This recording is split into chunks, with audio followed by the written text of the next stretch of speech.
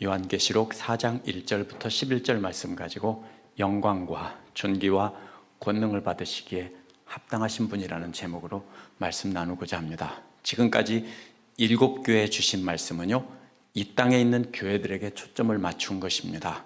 서로 조금씩 다르지만 말씀을 잘 간직하여 믿음을 지키는 것과 또한 말씀을 따라 사랑으로 섬기는 것 사이에 조금씩 달라서 칭찬을 받기도 하고 책망을 받기도 한 내용입니다. 환난과 핍박 중에 있던 교회들은 믿음과 사랑을 잘 간직했지만 물질적으로 풍요로웠던 교회들은 형식적인 믿음으로 죽어가고 있었다는 것입니다. 그렇기 때문에 이 땅에서 예수를 믿는 자로 살아가면서 만나는 어려움들을 예수님 말씀을 잘 간직하고 그 말씀을 따라 사랑으로 섬기며 살아야 한다는 것이었습니다. 이제 이어지는 4, 5장은 이 땅의 교회들과는 반대로 앞으로 우리가 갈 영원한 하나님 나라에 초점을 맞춘 것입니다. 요한이 본 환상은 보좌에 계신 하나님과 하나님의 어린 양에게 초점이 맞춰져 있습니다. 특별히 오늘 말씀은 보좌에 앉아 계신 하나님께 드리는 찬양입니다. 이 말씀을 보면서 우리는 이 땅을 살고 있지만 장차 영원한 나라에서 영광의 하나님을 모습을 우리가 미리 보면서 우리는 어떻게 하나님을 이 땅에서 찬양하며 살아가서 장차 영원한 나라에서 영원히 찬양하며 살지 생각해 보도록 하겠습니다. 1절부터 2절 앞부분에서는요, 그리스도의 부르심을 따라 즉시 영으로 올라간 요한의 이야기가 나옵니다. 첫 부분은요, 2일 후에 내가 보니라는 말로 시작하는데요, 이 땅에 있는 교회들에 대한 권면과 심판하실 것을 말씀을 하신 것, 그 일 후에 하늘 보좌 앞에서 드리는 예배 장면에 대해서 알려주신 것을 증거하고 있습니다. 그 다음에는요, 저것 좀 봐 라는 말이 있습니다. 놀라운 광경이 이어진다는 것입니다. 그 놀라운 광경은 요한은 하늘에 있는 문이 열려있는 광경을 본 것입니다. 근데 이 열려있다는 말은요, 완전히 열려있다는 뜻입니다. 계속해서 열려있었다는 뜻입니다. 3장 7절에서는 열면 닫을 자가 없다고 했는데 그리스도께서 하늘문을 완전히 열어놓으셨기 때문에 그리스도께서 닫기까지는 계속해서 열려 있었다라는 뜻입니다. 요한은 하늘문이 열려있는 광경을 보고 놀라고 있었습니다. 놀라운 광경을 본 뒤에 음성이 들려왔습니다. 전에 내가 들은 음성이란 원래 처음에 들었던 음성이란 뜻입니다. 1장 10절에서 나팔소리처럼 요한에게 말씀하시던 그리스도의 음성이 또 들리고 있었다는 뜻입니다. 그 음성은 그리스도의 음성인데요, 1장 11절에서는 쓰라고 하셨습니다. 그런데 이번에는 이리로 올라오라고 하셨습니다. 1장 11절에서는 들려주면서 쓰라고 한 것인데요, 이번에는 보여주면서 본 것을 증거하라는 것입니다. 그래서 올라오라는 말은요, 실제로 몸이 올라가는 것이 아닙니다. 몸이 이동하는 것이 아니라 영이 하늘에 오른 것입니다. 올라오라고 한 이유는요, 2일 후에 일어날 일들을 보여주겠다는 겁니다. 일어나야 할 일이란 반드시 그렇게 돼야 하는 것이라는 뜻인데요, 다니엘 2장에 나오는 것이 똑같은 말이 나옵니다. 하나님께서 결정하신 것이고 하나님께서 반드시 그렇게 하신다라는 것입니다. 이어서 즉시라는 말이 나오는데요, 그리스도께서 올라오라고 초청하는 동시에 요한은 즉시 성령 안에 있게 되었다는 것입니다.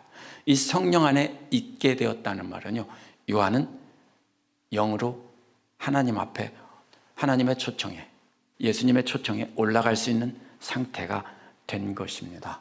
이 구절을 가지고 환난 전에 미리 승천한다라고 해석하는 사람들이 있는데요, 이것은 몸이 올라간다는 뜻이 아니고 환난 전에 우리가 미리 승천한다는 뜻은 절대로 아닙니다. 이것은 영이 하나님 앞으로 올라가서 하나님께서 보여주시는 환상을 본다는 것입니다. 1장 10절에서 성령 안에 있게 되면서 이 땅의 7교회들은 이렇게 주시는 말씀을 듣게 됐습니다. 마찬가지로 이번에도 성령 안에 있게 됐는데 이번에는 올라오라고 하신 뒤에 성령 안에 있게 되었다고 했습니다. 그렇기 때문에 이 땅이 아닌 하늘 보좌에 계신 하나님의 모습을 보여주시겠다는 것입니다. 성령께서는 요한을 성령 안에 있게 하시고 보고 듣게 하셔서 하늘 보좌의 증인이 되게 하시는 겁니다. 2절 뒷부분부터 4절은요, 보좌에 계신 하나님의 모습이 나옵니다. 요한은 성령에 이끌려서 천국문을 통과하면서 본 광경을 말합니다. 역시 여기에도 저것 좀 봐라는 말이 있습니다. 놀라운 구경거리가 생겼다고 했는데요, 요한이 천국문을 통과하면서 본 것은 하늘에 놓여있던 보좌인데요, 이것도 계속해서 하늘에 놓여 있었다는 뜻입니다. 그 보좌는 창세전부터 계속 놓여 있었고 앞으로도 계속 놓여 있을 보좌라는 뜻입니다. 그 보좌에 한 분이 앉아 계셨다라고 증언했습니다. 이어서 그 보좌가 어떤 모습인지 말로 설명하고 있는데요, 요한이 본 것은 말로 설명할 수 없는 것입니다.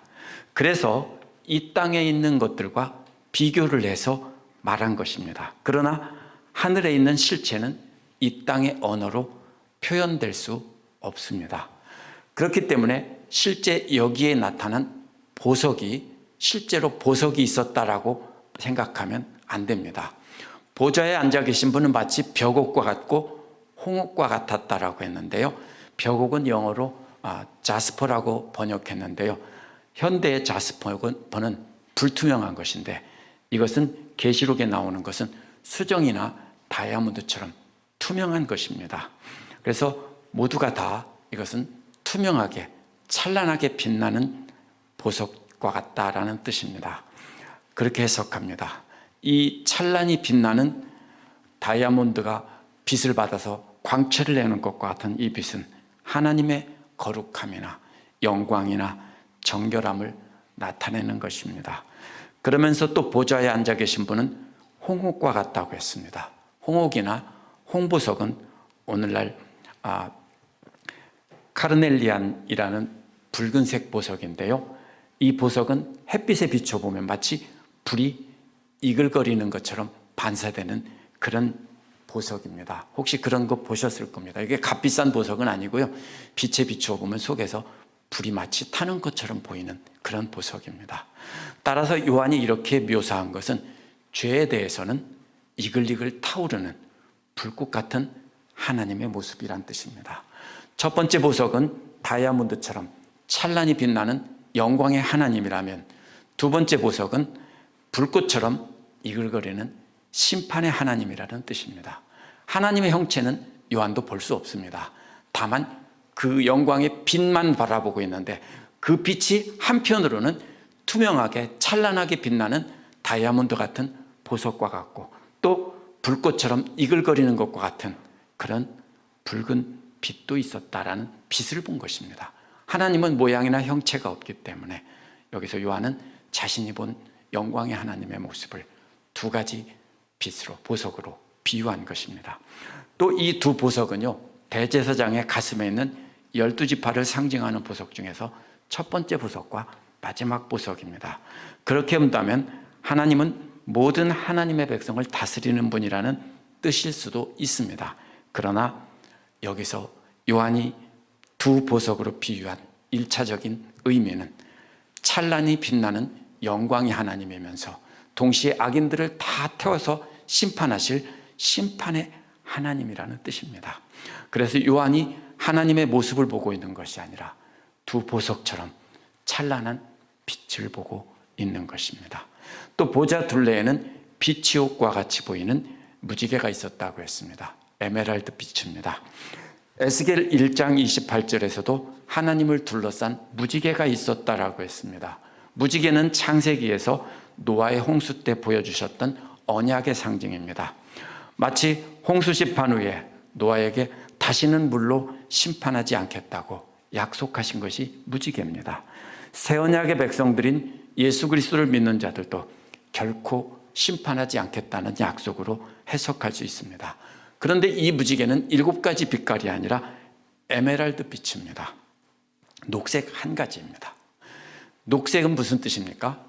푸른 초원이나 푸른 숲을 상징하는 색깔이고요, 보통 편안함과 안정감을 주는 색깔입니다. 그래서 이 녹색의 무지개는 그리스도 안에 있는 그의 백성들에게 위로의 약속입니다. 그래서 2장 3장에서 7교회에게 위로의 말씀을 주신 것처럼 하늘 보좌에 계신 하나님께서도 우리가 그곳에 도착하면 이렇게 에메랄드빛 위로를 해주신다는 뜻으로 해석할 수 있습니다. 그런데 이 에메랄드빛 무지개는요, 불꽃과 같은 붉은 보석과 반대색입니다. 그렇죠. 붉은색의 반대는 녹색입니다. 그래서 이 두 가지 반대 빛깔이 대조가 되면서 빛나고 있습니다. 하나님께서는 악한 대적들은 불꽃으로 다 태우듯이 심판하시지만 예수 그리스도 안에 있는 새 언약의 백성들에게는 푸른 초원과 아름다운 숲과 같이 위로해 주시는 하나님이라는 겁니다. 에메랄드 빛의 무지개는 마치 하늘에 놓여 있는 보좌 둘레를 감싸고 있는 모습이 마치 저는 예수님의 성화에서 보통 머리 위에 둘레를 감싸는 빛의 고리와 같은 모양일 것이라고 생각합니다. 그래서 다이아몬드처럼 찬란히 빛나는 하나님의 영광과 이글거리는 불꽃과 같은 심판의 하나님의 광채 둘레, 그 밖에는 에메랄드빛 무지개가 크게 감싸고 있었다라는 것입니다. 요한이 본 에메랄드빛 무지개는 북극 지방에서 일어나는 오로라 같은 빛이 아니었을까 생각도 해봅니다. 제가 슬라이드를 넣어놨습니다. 예, 이렇게 북극 지방에 일어나는 오로라 빛과 같은 이것이 에메랄드 빛이 하나님의 영광, 다이아몬드 빛과 같이 중심에는 밝게 빛나고 또 거기에는 이글거리는 불꽃과 같은 붉은 빛이 있는데 그 둘레에는 에메랄드 빛이 감싸고 있었다. 이것이 요한이 본 환상입니다. 그러나 요한은 이것을 눈으로 보았는데 그것을 말로 형언할 수가 없어서 비교한 것이지 절대로 이것이 그것과 같다는 뜻은 아닙니다. 이 보좌의 둘레에는 24개의 보좌가 있었다고 했는데요, 24개의 보좌에는 24명의 장로들이 앉아 있었다고 했습니다. 24명의 장로들은 하나님을 섬기고 경배하는 천사라고 말하는 사람도 있습니다. 그래서 12이 2개 있는 숫자 때문에 신구약 전체 언약의 공동체를 상징하는 천사라고 말하는 사람들이 있습니다. 그래서 이들을 천사로 보는 사람들 중에는 이 장로들은 내생들보다는 낮은 지위라고 말하기도 하고, 어떤 사람은 아니다, 최고 높은 천사들이다, 이렇게 말합니다. 그러나 이것은 천사라고 보기가 어렵습니다. 24명의 장로는 구약의 언약의 백성 중 12지파 대표, 12족장을 대표하는 숫자이고, 신약의 12사도, 즉 그래서 구약의 언약의 백성과 신약의 하나님의 백성, 모든 하나님의 백성들 중에서 남은 자들 모두를 대표하는 것으로 이렇게 해석할 수 있습니다. 해석이 천사인지 아니면 12족장과 12사도를 대표하는 것인지 어려울 때는 이어서 나오는 내용을 보면 됩니다. 흰옷을 입고 순금으로 된 면류관을 썼다고 했습니다. 24명의 장로들이 쓴 것은 한글 번역이나 영어 번역들은 모두 금으로 된 왕관이라고 했습니다. 골든 크라운이라고 했는데요, 이것은 왕관이 아니라 원어에서는 올림픽에서 승리한 사람에게 주던 월계관입니다. 원어는 크라운이 아니라 이것은 스테파노스입니다. 스테파노스는 바로 올림픽의 승리자에게 주는 월계관입니다. 당시 올림픽의 월계관은 월계소나무 가지를 엮어서 만들었기 때문에 금방 시듭니다.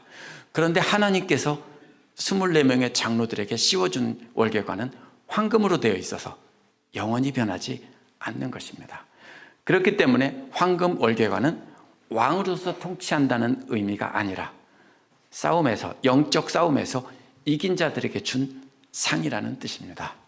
더구나 이들은 흰옷을 입고 있습니다. 흰옷은 개선 장군의 행렬에 참가하던 옷이라고 했습니다. 그렇다면 이 사람은 이 땅에서 영적 싸움에 승리하고 남은 자들의 대표로, 상징으로 이렇게 여기에 있는 것이고요, 머리에 쓴 것도 승리자라는 뜻으로 황금으로 된 월계관을 쓴 것입니다. 이렇게 문맥으로 볼 때 이들은 왕관을 쓰고 있는 것이 아니고요, 이들은 천사가 아니라 바로 이 땅의 모든 성도를 대표하는 사람들입니다. 상징입니다. 이어서 5절에서 8절 첫 부분에는 보좌에 계신 하나님이 어떤 분이신지를 나타내는 내용이 나옵니다. 앞에서 요한이 본 하나님의 모습과 보좌를 둘러싼 광채와 그 보좌 둘레에는 24명의 장로들이 나와 있었습니다. 이는 환상 가운데 본 하나님과 그 보좌 주변의 모습을 묘사한 것입니다. 그런데 이번에는 보좌에 계신 하나님이 어떤 분인지를 그것을 여러 가지를 통해 설명합니다. 먼저 보좌로부터 번개와 음성과 천둥 소리가 밖으로 나왔다라고 했습니다. 보좌에 계신 분으로부터 이 세 가지가 번개와 음성과 천둥 소리가 나왔다고 했는데요. 출애굽기 19장에서 시내산에서 나타나셨던 하나님의 임재의 장면과 같습니다. 시편 30편에서 천둥과 번개는 위대한 전사의 이미지로요, 능력의 하나님을 나타냅니다. 여기서도 역시 위대하신 하나님의 능력을 모양과 소리로 번개와 천둥과 음성으로 이렇게 묘사한 것입니다. 그래서 하나님의 보좌로부터 나오는 번개 같은 빛을 보았고 음성을 들었는데 그 음성은 마치 천둥 소리와도 같았다라는 것을 말하고 있는 것입니다. 그래서 하나님은 위대한 전사이고 능력의 하나님이다. 아무도 이길 자가 없다, 이런 뜻입니다. 두 번째로 7개의 횃불이 보좌 앞에서 타고 있었습니다.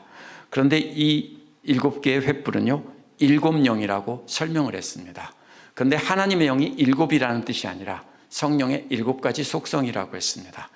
7횃불은요 1장 12절에 나오는 7교회를 뜻하는 금등잔이나 금촛대와는 다른 것입니다. 이것은 횃불입니다. 이 그림은 여기 보여주세요 한번요. 거기에 보면은 그 다음에 제가 슬라이드를 한 장 넣어놨습니다. 사람들이 상상해서 그린 것입니다. 이 구절을 토대로. 저는 이렇게 생겼다라고 보지는 않습니다. 그러나 본문을 잘 설명해 주죠. 가운데 보면은 찬란히 빛나는 빛도 있고, 슬라이드가 좀 잘못 나왔지만 붉은 빛도 보면은 있더라고요. 그리고 둘레에 에메랄드 빛이 있고, 그 둘레에는 24장로들이 경배를 하고 있고, 가운데는 7 촛대가 있죠. 저 촛대가 잘못됐습니다. 저 촛대는 유대교에서 그 성전에 있던 그런 촛대 모양인데요. 여기서는 7개의 횃불입니다. 횃불, 촛대가 아니고요. 7개의 횃불인데요. 이것은 하나님의 성령의 7가지 그 속성을 설명한 것이라고 했습니다. 이사야 11장에 보면 성령의 7가지 속성이 나오는데요. 첫 번째는 주의 영이라고 했고, 나머지 6은 이제 둘씩 짝지어서 나오는데요. 첫 번째 쌍은 능력이고, 둘째 쌍은 전쟁을 수행하는 능력이고, 셋째 쌍은 영적 지도자의 능력입니다. 그래서 이사야에서도 성령의 7가지 속성이 나와 있습니다. 여기서도 성령의, 하나님의 영의 7가지 속성입니다. 그 다음에 보좌 앞에 마치 유리로 된 바다 같은 것이 있었다고 했는데 수정과 같이 빛나고 있었다고 했습니다. 이것은 실제로 바다가 유리라는 뜻이 아닙니다. 천국에 가면 유리로 된 바다가 있다, 이런 뜻이 아니라 요한이 자신이 본 환상에서 하나님의 보좌가 있고 그 앞에는 바다와 같이, 유리와 같이 잔잔하게 된, 완벽하게 잔잔한 바다가 있었다는 것입니다. 구약에서 어디 나옵니까? 출애굽기에서 홍해가 나오는데 그 바다는 악의 상징입니다. 그런데 이스라엘 백성들이 지나갈 수 있도록 그 악의 상징인 바다를 가르시고 백성들을 죄악의 가운데로 지나가지만 하나님께서 완벽하게 지켜주셨다는 것이 그 홍해를 통과한 그 내용, 그 장면입니다. 그런데 그 바다가 어떻게 생겼습니까? 큰 먼 바다에 나가면 큰 물결이 뛰놀면서 아주 위험하고 무서운 곳입니다. 그래서 바다는 혼돈의 상징이고요, 사탄의 세력의 상징을 뜻합니다. 그런데 그러한 바다가 마치 유리처럼 되었다는 것은 하나님의 절대 주권을 나타내는 것입니다. 혼돈의 세력, 악의 세력들이 하나님의 주권 앞에 완벽하게 잠잠하게 되었다는 것입니다. 그래서 하나님 앞에 악한 세력들은 완전히 정복되고 이제 유리처럼 잔잔해졌다는 뜻입니다. 그리스도께서도 지상사역 기간 동안에 바다를 잠잠케 한 사건이 사복음서에 나옵니다. 그리스도의 죽음과 부활로 바다와 같은 사탄의 세력은 잠잠해졌고요. 이미 잠잠해졌습니다. 이러한 바다는 마치 수정과 같다고 했는데 수정처럼 빛날 정도로 완벽하게 잔잔한 유리 같은 바다입니다. 그런데 이 바다로부터 어떻겠습니까? 찬란한 빛이 있는데 그 앞에 이렇게 유리와 같은 바다가 있으면 반사가 되겠죠. 우리는 이 호수나 빌락시 강이 잔잔할 때만 해도 거울처럼 비칠 때가 있습니다. 가끔 그런 때는 저도 사진을 가끔 찍어 놓는데 바다가 유리처럼 잔잔하다면 얼마나 잘 반사되겠습니까? 그래서 그 표면에서 하나님의 찬란한 영광을 반사하고 있는 장면을 상상할 수 있습니다. 앞에서 나온 하나님의 영광의 빛들이 유리와 같은 수정과 같은 그 바다에 반사되어서 더욱 찬란한 모습입니다. 출애굽기 24장에서도 하나님께서는 사파이어로 포장된 도로 같은 곳에 계신다고 했습니다. 믿는 자들을 위협하던 악한 세력들은 이제 하나님의 영광을 반사하는 찬란한 포장도로와 같이 된 것입니다. 요한이 하나님의 보좌 앞에 유리와 같은 바다가 있었다라고 했기 때문에 그럼 요한은 아직도 하나님의 보좌로부터 멀리 떨어져 있다는 뜻입니다. 그렇죠? 우리가 코앞에 있으면 그 앞에 바다가 있었다 이렇게 말하지 않죠. 그래서 요한은 하나님으로부터 아직도 상당히 먼 거리에서 이렇게 바라보고 있습니다.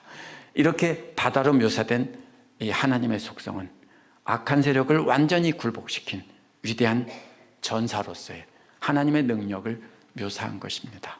이러한 하나님의 보좌 가운데서 또 둘레에서는 네 생물이 있었다고 했는데요. 이 네 생물들은 하나님의 보좌를 떠받치고 있는 것입니다.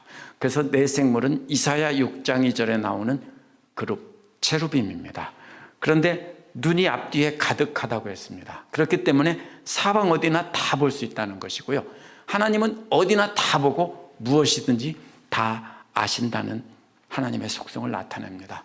이어서 네 생물이 첫째는 사자 같고 둘째는 송아지 같다고 했는데 송아지 같다는 말은 황소를 뜻하는 것입니다. 셋째는 사람 얼굴 같고 넷째는 독수리 같다고 했습니다. 사자는 용맹함의 상징이고요. 황소는 힘이 세다는 것의 상징이고요. 사람의 얼굴은 지혜의 상징이고요. 독수리는 빠르게 어디나 갈 수 있는 것의 상징입니다. 이 네 생물은 하나님을 모시고 있는 대리자들인데요. 하나님의 여러 가지 속성으로서 이 네 생물들과 함께 하나님이 무엇이든지 다 보시고 다 아시고 무엇이 능력이 있으시고 또 어디나 빠르게 이동하시면서 최고로 지혜로우신 분이시다. 이런 것을 나타내는 것입니다. 그래서 하나님이 이런 분이라고 이렇게 설명했습니다.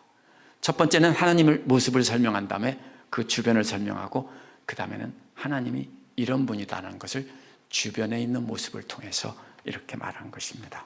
8절 뒷부분에서 11절은요. 창조주 하나님을 찬양하는 하늘에 있는 존재들이 나옵니다.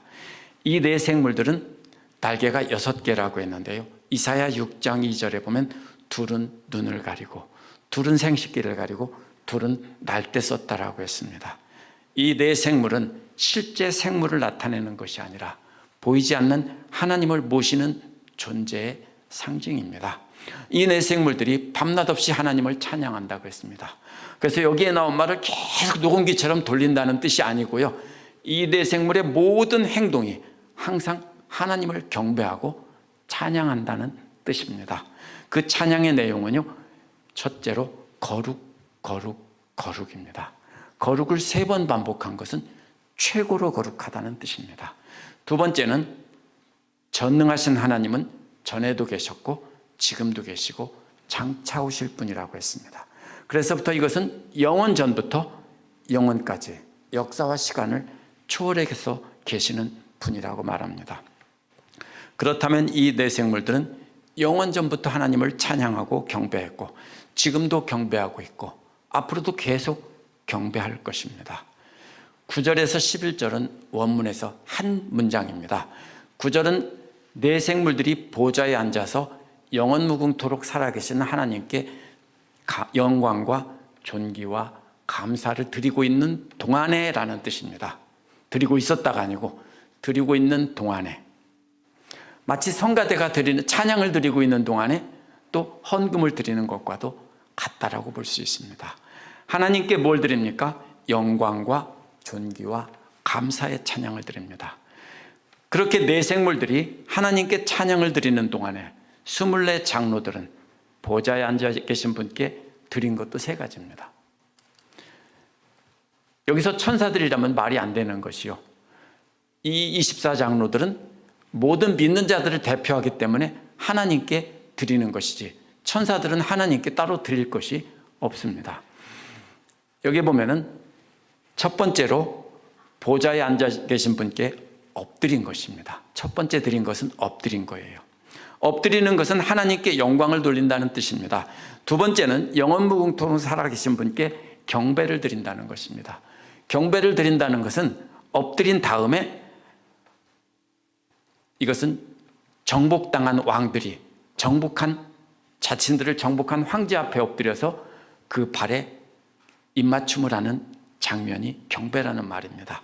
그래서 우리는 엎드리는 것이 먼저고 그 다음에는 자기들이 그 황제에게 복종하겠다는 뜻으로 황제의 발 앞에 입맞춤을 하는 것입니다. 그리고 3번째는 면류관을 벗어 던지는 것입니다. 우리가 생각할 때 던지는 것은 건방진 것 같죠. 그러나 고대 근동의 문화에서는 왕들이 자신들을 이긴 정복한 왕에게 자신들의 왕관을 벗어서 던짐으로써 통치권을 넘기는 이것을 표현했습니다. 그런데 여기서 24 장로들이 쓴 것은 왕관이 아니라 황금으로 된 월계관입니다.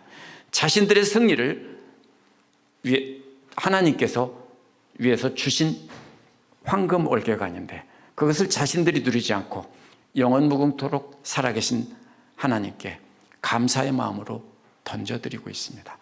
우리가 받은 이 모든 영광은 전부 하나님 것입니다 하고 던져드리는 것입니다. 자신들이 가진 최고의 것으로 최고의 감사를 드리는 장면입니다. 이 생물들이 내 생물들이 찬양하는 동안에 24 장로들은 하나님의 백성을 대표해서 모든 것을 다 하나님께 드리면서 경배하는 장면입니다.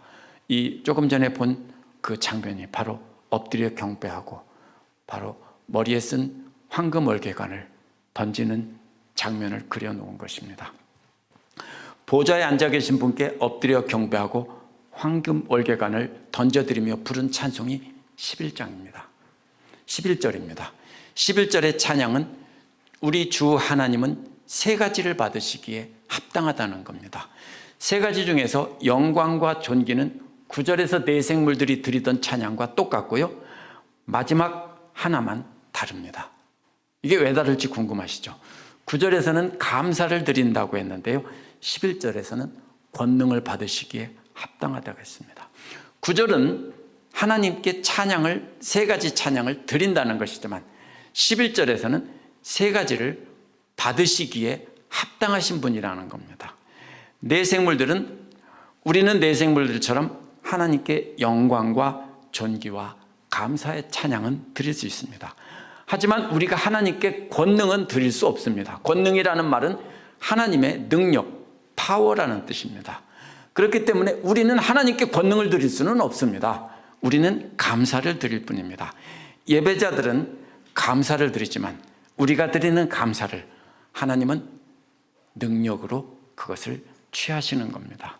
그렇기 때문에 11절에서 24 장로들이 부른 찬송은 하나님께서 받으시기에 합당하신 3가지입니다.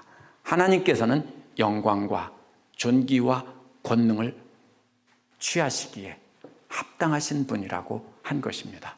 마귀가 만약에 하나님의 권능을 취하면 어떻게 됩니까? 허리케인이 몰아치는 바다와 같은 혼돈의 세상이 됩니다. 그러나 권능의 하나님께서 취하셨기 때문에 악한 세력들은 유리와 같이 잔잔한 바다처럼 된 것입니다.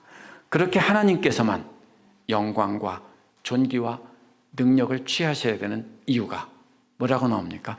모든 만물이 다 주님을 통해서 존재하게 되었고 또 다 창조되었기 때문이다. 이렇게 설명합니다. 그런데 앞에서 나온 네 생물들의 찬양에는 관사가 없습니다. 아티클, 영어의 더에 해당하는 관사가 없습니다. 그런데 24장로들의 찬양에는 모두 영어의 더에 해당하는 관사가 있습니다. 이게 무슨 뜻이냐면요, 그리스어에서 관사가 붙어 있는 것은 최상급의 표현입니다. 그렇기 때문에 무엇입니까? 모두 다 완전한 영광, 완전한 존귀, 완전한 권능이라는 뜻입니다. 첫 번째 찬양이 하나님께 드리는 감사의 초점이 맞춰 있었다면, 두 번째 찬양은 하나님께서 받으시기에, 취하시기에 합당하신 권능, 능력에 초점이 맞춰 있습니다. 오늘 말씀은요, 이 땅을 살아가는 우리에게 하나님의 보좌와 하나님의 속성을 보여주고 하나님께 드리는 하늘의 예배를 환상으로 요한에게 보여주면서 우리에게 말하게 하신 것은, 우리가 그렇게 그 나라를 바라보며 이 땅을 살아가라는 것입니다. 우리는 어떻게 하나님을 찬양할까요? 오늘 본문에 본 세 가지 보석으로 비유된 세 가지 빛으로 하나님이 어떤 분인지 먼저 알아야 합니다. 하나님은 다이아몬드처럼 찬란히 빛나는 영광의 하나님입니다. 영광이라는 말은요, 그 자체가 빛이라는 뜻입니다. 찬란히 빛나는 영광의 하나님입니다.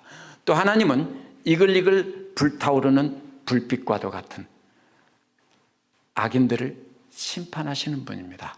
하지만 믿는 자들에게는 푸른 초원과 울창한 숲과 같이 에메랄드 빛으로 백성들을 위로해 주시는 분이라는 것입니다. 우리가 하나님을 알아야 됩니다. 그분이 전능하신 분이고 모든 것을 다 아시고 영원부터 영원까지 계시는 분이라는 것입니다. 바다와 같이 무섭게 우리를 삼키려던 악한 세력들도 유리와 같은 바다처럼 굴복시키고 하나님의 영광의 빛을 반사하도록 만드신 분입니다. 이러한 하나님을 알아야 되는 것이 우리가 하나님께 찬양을 드리는 첫 번째입니다. 하나님을 알려면 우리는 늘 말씀을 듣고 그 말씀을 마음에 간직하는 일에 최선을 다해야 합니다. 하나님을 잘못 알면 우리는 하나님을 찬양할 수 없습니다. 어떻게 찬양 드릴까요? 24장로들이 드린 찬양처럼 하나님께 완전한 영광과 완전한 존귀와 완전한 권능을 하나님께서 취하시도록 해야 됩니다. 우리가 드리는 게 아닙니다. 하나님께서 취하시는 겁니다.